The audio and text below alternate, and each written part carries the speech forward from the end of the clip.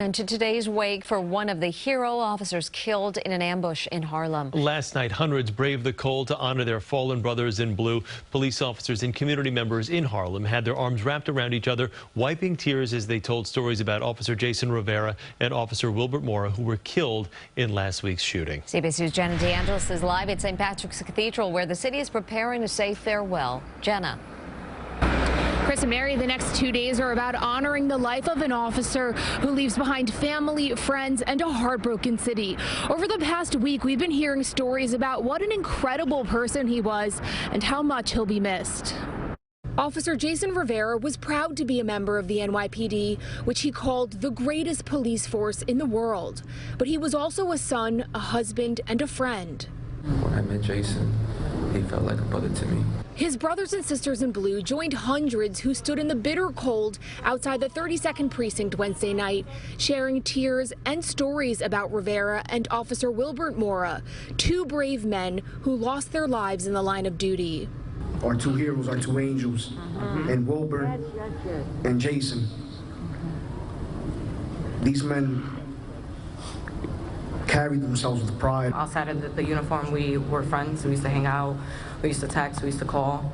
Sorry for not being there that day.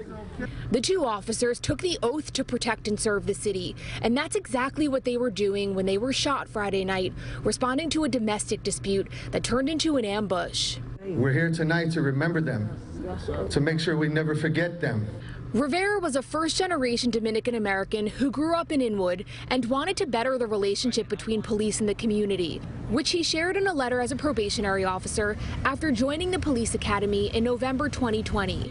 A family friend says Rivera knew from an early age he wanted to be a police officer. When he was a little boy, he said, "I want to take care of the people." That's why he wanted to be a police. The 22-year-old just got married last October to his high school sweetheart. His widow writing on social media, "My soulmate, best friend, and lover from now until the end of time." Today and tomorrow, he will be surrounded by that love as friends and family prepare to say their final farewells. I just pray that one day I'll be able to see him again up there.